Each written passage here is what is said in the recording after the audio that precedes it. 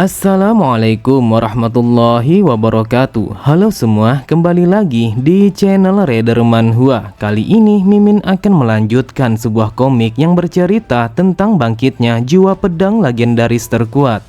Dan apabila kalian masih bingung dengan alur ceritanya, kalian bisa cek deskripsi atau langsung saja menuju playlist yang ada di halaman channel ini untuk memulainya dari part 1. Tanpa basa-basi lebih jauh, mari kita masuk di part 67. Cerita dimulai. Terlihat Yeon Busan hanya tersenyum ketika tidak ada satupun dari mereka yang mengakui siapa di antara mereka yang bernama Wonwi. Ia berkata, "Aku rasa kalian semua memang sengaja ingin menyembunyikan orang itu." Kemudian ia pun langsung memerintahkan para pasukannya untuk menangkap Sang Evil dan juga para muridnya. Namun Yeon Busan meminta kepada pasukannya untuk tidak menyakiti mereka semua. Akan tetapi Yeon Busan begitu heran saat melihat pasukannya yang terlempar setelah Sang Evil yang menghantamnya dengan menggunakan sebuah meja. Lalu salah satu dari mereka berkata, "Dasar sialan, bukankah Pak Tua ini sudah terkena efek racun pemecah ki? Lantas kenapa ia masih saja memiliki kekuatan yang seperti seekor monster sampai-sampai kami berdua tidak mampu untuk menahannya?" Kemudian sambil menahan pasukan Yehyang, Sang Evil meminta kepada Samayung untuk membuka jalan agar mereka bisa pergi dan melarikan diri dari kepungan pasukan musuh. Mendengar itu, Samayung langsung terdiam karena ini adalah pertama kalinya ia melihat seseorang yang telah mengorbankan diri untuk keselamatannya. Lalu Samayung berkata, "Wahai Master, apakah Anda ingin kami meninggalkan Anda?" Di saat itu, Sang Evil terlihat seperti mengorbankan dirinya sendiri. Dia telah menempatkan dirinya di dalam situasi yang mengancam agar semua muridnya bisa pergi melarikan diri dengan selamat. Namun, belum sempat mereka pergi meninggalkan tempat itu, tiba-tiba saja para pasukan Yehyang yang menggunakan topeng langsung menerobos masuk dengan cara menghancurkan semua jendela yang ada di tempat itu. Akan tetapi mereka tidak bisa berbuat apa-apa ketika Juabek dan juga Saitama langsung melancarkan serangan kepada mereka. Juabek berkata, "Wahai Master, mana mungkin kalau kami akan pergi meninggalkan Anda hanya seorang diri. Jadi kami akan membantu Anda dengan sekuat tenaga." Sambil berteriak, Juabek berkata, "Dasar sialan, apa yang kau lakukan? Mengapa kau masih saja berdiam diri seperti itu? Jika Wonwi tertangkap dan juga pedang Blood Demon telah jatuh ke tangan Nona Yehyang, maka usaha kita selama ini akan berakhir sia-sia. Jadi pergilah sekarang juga selagi kami berusaha untuk mengulur waktu." Namun tepat di belakangnya, Yeon Busan telah bergerak dengan sangat cepat dan bersiap untuk memberikan serangan kepada Wonwi. Ia pun berkata, "Jika kau menyerahkan diri sejak dari tadi, maka situasinya tidak akan menjadi seperti ini." Di saat itu, semua orang yang melihat pergerakan Yeon Busan sudah pasti menyadari kalau Wonwi tidak akan bisa menghindari serangan itu dengan energi ki yang telah menyebar. Pada sisi yang lain, Sang Evil berkata, "Dasar bodoh, kenapa Wonwi sama sekali tidak pergi meninggalkan tempat ini?" Akan tetapi, Sang Evil sangatlah terkejut ketika melihat Wonwi yang melakukan serangan balik kepada Yeon Busan. Benar saja, di saat itu Wonwi telah melakukan tarian pedang Luminastar untuk memblokir serangan cepat yang dilancarkan oleh Yeon Busan. Bahkan saking kuatnya serangan Wonwi, sampai-sampai ia pun langsung terlempar ke belakang.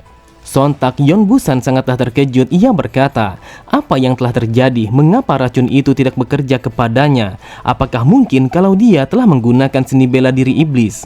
Wonwi bergumam, "Tentu saja kalau aku telah terkena efek samping dari racun itu karena aku sudah meminum anggur itu sebanyak 1 liter lebih. Itulah sebabnya aku sama sekali tidak bisa menggunakan dantian bawahku. Tetapi bukan berarti aku sama sekali tidak bisa menggunakan dantianku karena aku di saat ini telah menggunakan dantian pusat. Awalnya aku berencana untuk menyembunyikan kekuatanku di waktu yang cukup lama. Akan tetapi hal ini sangatlah tidak mungkin karena di saat ini yang bisa bertarung hanyalah aku dan juga Samayung. Jadi mau tidak mau aku harus melakukannya." Lalu Wonwi langsung bersiap untuk menghadapi Yeon Busan yang telah berdiri di hadapannya. Meskipun Yeon Busan adalah seseorang yang dikenal sebagai sang iblis gila, akan tetapi Wonwi sama sekali tidak takut untuk bertarung melawannya. Pada sisi yang lain, Sang Evil hanya tertawa. Ia berkata, "Wonwi, sejak dari dulu kau selalu saja menyimpan begitu banyak rahasia."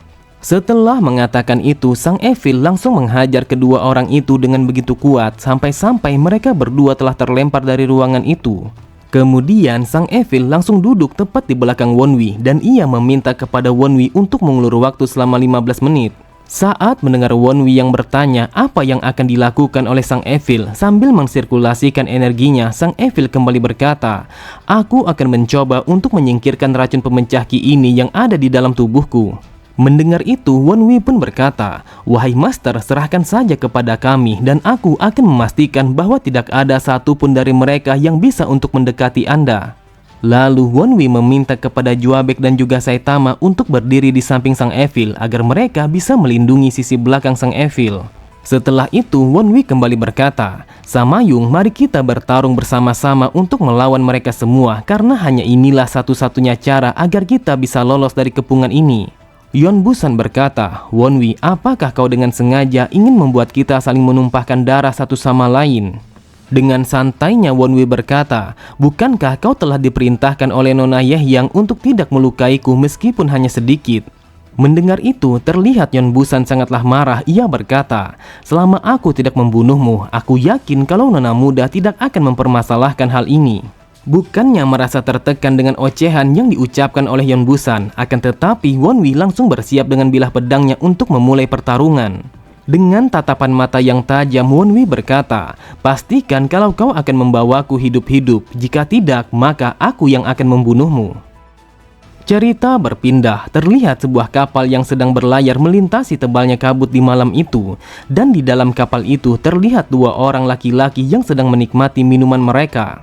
Lalu sambil menuangkan minumannya, ia berkata, "Aku merasa sangat terhormat karena Anda sudah jauh-jauh datang ke tempat ini untuk bertemu dengan kami. Tetapi situasi apa yang membuat Anda untuk datang ke tempat ini secara langsung?" Diketahui bahwa lelaki yang menuangkan minuman itu adalah seorang bawahan dari Blue Star kelima, dan dia merupakan seorang pemimpin dari pasukan sang penghancur yang bernama Muncol. Setelah meminum minumannya, orang itu menjawabnya, "Aku telah mendengar sebuah nama yang sudah lama tidak aku dengar. Jadi aku datang ke tempat ini hanya untuk melihatnya secara langsung. Tetapi apakah kau yakin kalau kau tidak ingin pergi karena lawanmu adalah Supreme keempat?" Dengan santainya Muncol berkata, meskipun dia adalah Supreme keempat, namun dia tidak akan bisa berbuat apa-apa setelah ia terkena efek racun dari pemecah energi Ki. Lagi pula, anggota yang paling elit dari pasukan kami, yaitu Sang Iblis Gila, telah berada di tempat itu. Bahkan kami juga telah mengirimkan 12 orang seniman bela diri tingkat atas yang paling terampil dan juga 20 orang tingkatan menengah untuk menangkapnya. Ini adalah situasi di mana kita telah mengirimkan pasukan terbaik yang cukup besar untuk melawan Sang Evil. Jadi aku rasa kalau mereka tidak akan sulit untuk menangani situasi ini. Akan tetapi tiba-tiba saja Muncol sangatlah terkejut ketika mendengar salah satu dari bawahannya yang mengatakan bahwa Sang Iblis Gila telah dikalahkan. Sambil berteriak, Muncol berkata, "Apakah Sang Evil telah berhasil lolos dari racun yang telah mereka berikan kepadanya sampai-sampai Sang Iblis Gila telah dikalahkan?" Namun Muncol sama sekali tidak menyangka ketika orang itu yang mengatakan kalau Wonwi yang telah mengalahkannya. Seketika itu juga Muncol langsung berlari untuk pergi menuju ke arah dermaga. Ia sama sekali tidak percaya kalau Sang Iblis Gila telah dikalahkan oleh seorang bocah. Namun Muncol langsung terdiam ketika orang yang ada di belakangnya mengatakan kalau dia akan ikut bersamanya untuk pergi menuju ke arah dermaga.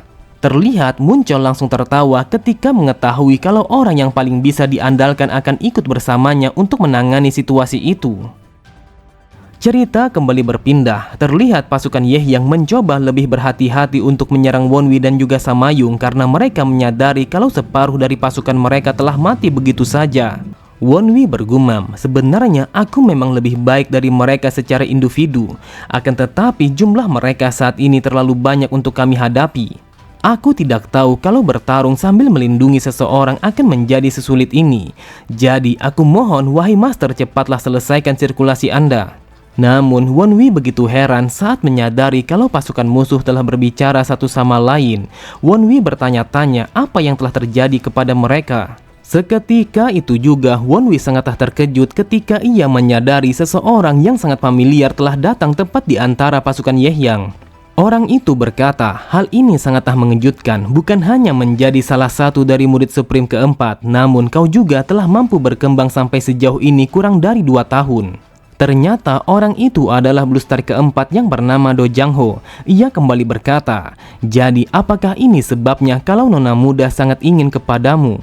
Sambil memberi hormat, Won Wei berkata, "Wahai Master, ini adalah sebuah kehormatan untuk bisa bertemu dengan Anda meskipun di dalam situasi yang seperti ini." Kemudian Do Jang Ho berkata, "Muncul, pergilah sekarang juga untuk menangkap sang Evil dan aku yang akan mengurus Won Wei." Mendengar itu, Won Wei bergumam, "Dasar sialan, hal ini sangatlah merugikan karena Blue Star keempat telah datang ke tempat ini. Jika aku harus melawannya, maka aku tidak akan bisa untuk bertarung melawan yang lainnya. Namun bagaimanapun caranya, aku harus mengulur waktu sampai sang Evil telah menyelesaikan kultivasinya." Di sampingnya, Demon berkata, "Dengan datangnya bajingan ini, aku rasa situasi ini akan menjadi semakin menarik." Mendengar ocehan Demon, Won Wei pun berpikir kalau dia akan menggunakan Demon itu agar ia bisa mengulur waktu. Lalu Won Wei langsung menunjukkan pedang Blood Demon kepada Muncul. Ia berkata, "Apakah menurutmu kalau pedang ini terlihat seperti apa?" Melihat pedang Blood Demon yang dipegang oleh Won Wei, Muncul berkata, "Itu adalah sebuah trik yang sangat kotor. Apakah kau pikir kalau kau akan bisa membodohiku dengan pedang yang palsu itu? Asal kau tahu kalau nona muda telah mendapatkan pedang yang asli." Saat mendengar Won Wei yang mengatakan kalau yang dimiliki oleh Ye yang adalah yang palsu, Muncul pun langsung tertawa terbahak-bahak sembari berkata, "Kalau itu adalah Blood Demon yang asli, maka kau tidak akan bisa menyentuh pedang itu. Bahkan sampai saat ini kau terlihat baik-baik saja, jadi berhentilah untuk membual." Tanpa pikir panjang sedikit pun, Won Wei langsung melemparkan pedang Blood Demon kepada Muncul dan memintanya untuk mencoba menggenggam pedang itu. Seketika itu juga Muncul pun merasakan sesuatu yang sangat aneh pada tangannya setelah ia menggenggam pedang Blood Demon. Benar saja, di saat itu semua pembuluh darah yang ada di tangannya telah membengkak, yang seakan-akan kalau tangannya akan hancur.